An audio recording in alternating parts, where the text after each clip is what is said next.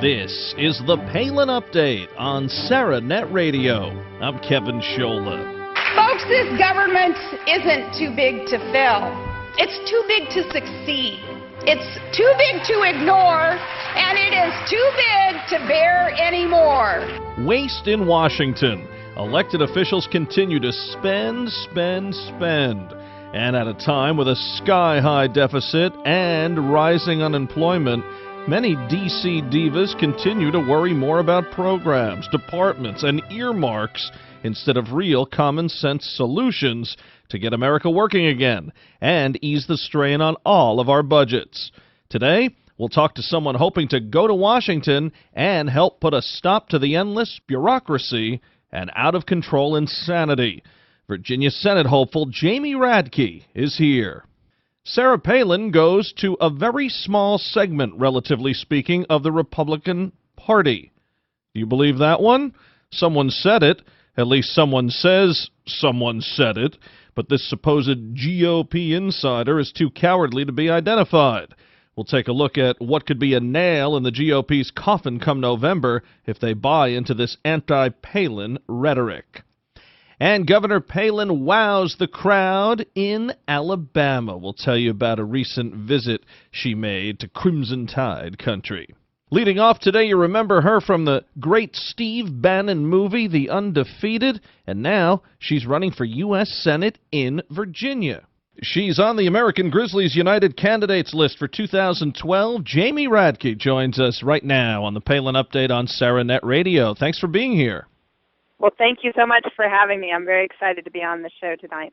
Well, it is a pleasure to have you, Jamie, and a big battle for the GOP nod for Senate in Virginia. How goes it, and how hard is it when your top opponent has such name recognition within the state? Is it a special challenge to make sure folks are looking at the issues and not so much smoke and mirrors? Well, I think the big challenge is just making people aware of your campaign and what it is that you're about.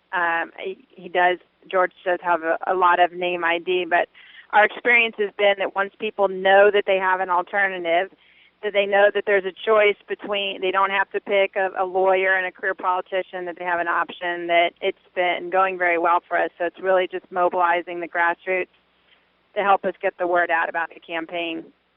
Let's talk about some of the issues that really separate you from your top opponent in the primary. What's your stance on the nation's debt limit? Would you be in favor of an increase? I would not. I've been against it from the get-go, and my opponent, of course, when he was in the U.S. Senate, raised the debt ceiling 4 times. And George Allen said, we just had a debate this past Saturday where he said, well, that was then and this is now. So apparently there's times when it's okay to raid your child's piggy bank, and there's those times when it's not okay. But I think that I was sharing with someone, I saw a statistic come out the other day that said that if you have a child 5 or younger, and I know you do, before they're old enough to vote, the entire federal revenue will be for servicing the debt and entitlement. Yeah. That's unbelievable. Really appalling. It sure is, and with the warning signs have been there for so long, and Washington continues to spend and raise this debt limit. People, your everyday Virginian or your everyday American, they just can't believe this. It's like you're changing the rules. Oh, well, we weren't winning the football game after 4 quarters, so let's play 5. That's kind of what's going on here with the debt ceiling. Like, okay, what do you have a ceiling for in the first place if you can raise it anytime you get in trouble? Well, and the thing that I have found as I've traveled across the Commonwealth has been just the absolute level of dissatisfaction, to put it nicely, that both parties don't have to have a spine to stand up to the spending, that it's a lot easier to give out favors and grow Washington than it is to make the disciplined argument that we need to succeed on our own and live within our own means. People are sick and tired of Washington spending their money frivolously. What do you think about earmarks, and how is that important in your race? Well, I've come out against earmarks. My opponent, George Allen, voted for 52,000 earmarks.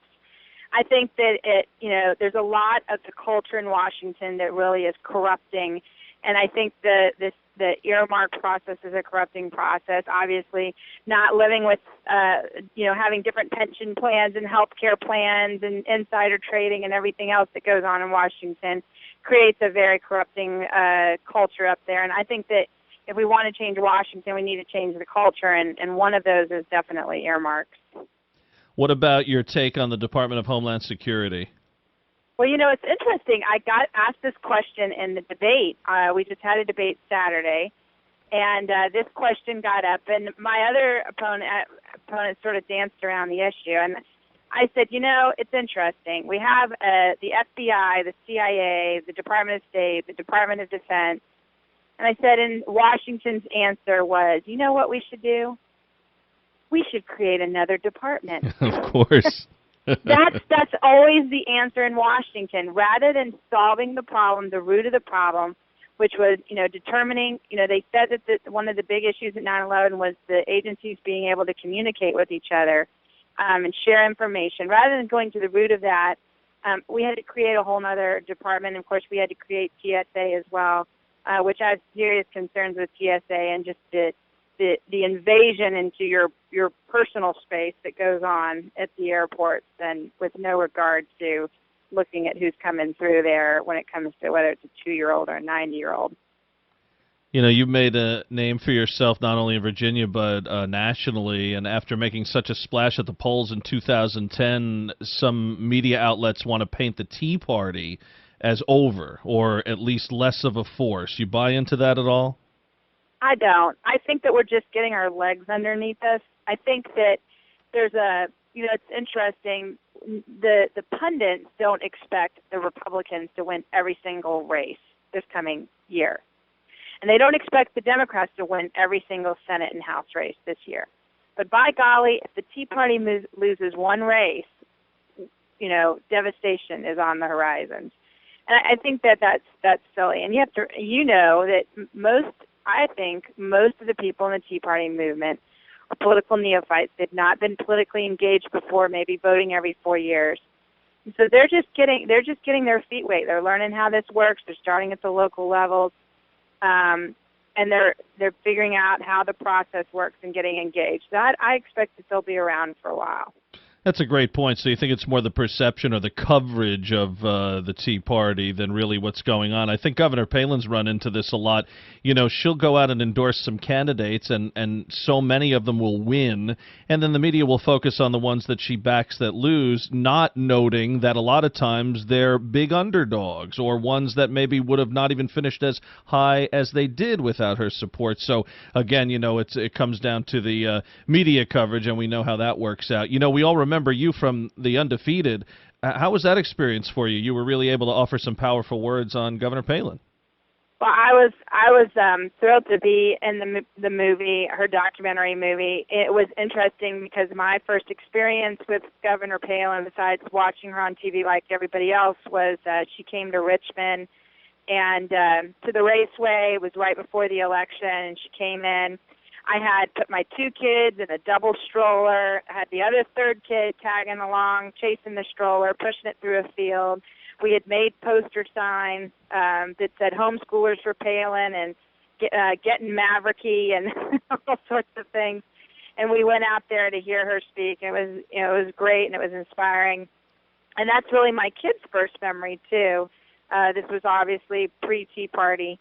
And it was their first political experience, was going to that Sarah Palin rally. So it was a great opportunity to offer up our perspective of her influence in the Tea Party movement here in Virginia, since I had co-founded the Virginia Tea Party movement, after post that election. You talked a little bit earlier about how Washington's answer, and really government in all levels probably, the solution is usually, especially from the left, create another department, or let's do a survey or a study instead of real solutions and actually addressing them. You think some voters just don't realize that? Because if they did, wouldn't all of these people in Washington be voted out quicker than they are? I mean, if they knew just the waste and the pork and the earmarks and the whole 9 yards? Well, part of our constitutional republic is set up that you elect people that you think that you can trust, and you assume that they're doing your business and serving you well. And we live busy lives. Especially in today's culture. As a mom, and I homeschool my kids, and I do the Tea Party, and I do all these things. it's hard to follow every vote that goes on up every day. It's hard to follow all the decision making, the press releases, and the committee meetings that go on. And so I think that there's that part. I think the other part is the media filter. I think the third part is there is some sense of apathy out there, despite the Tea Party movement. There is a sense of apathy because Washington is so entrenched with business as usual and the status quo that people get frustrated and they don't know what they can do to make a real difference, or at least they don't think they can. And I think it is that some people just sort of throw their hands up in the air out of just complete frustration. I can relate to that. I mean, I'm sure you can. It's just that frustration that you yell and you scream and you go to D.C. and you rally, and basically you feel like you're getting the middle finger. Yeah, it's tough. That can be very frustrating. Absolutely. And, folks like you who, despite all that, keep it going. I mean, that's what we do. You can understand, maybe not agree, but you can understand how some people get turned off and do give up or do step aside. But when we have people like Jamie Radtke out there who keep it going and fight for what we know is right, that's very encouraging for everyone. Jamie, how can people learn more about your campaign? Well, I would really encourage people to go to my website, jamieforsenate.com, Jamie, jamieforsenate.com. We need as many boots on the ground, people willing to make phone calls, people willing to make donations. This is all through the power of grassroots, so people don't show up and be accounted for. It's not going to happen. But when, as you know, because we've seen it with many people that Palin's gotten behind, when they do, amazing things happen. Jamie Radtke for U.S. Senate in the Commonwealth of Virginia. All the best, and thanks for being here with us. Thank you so much.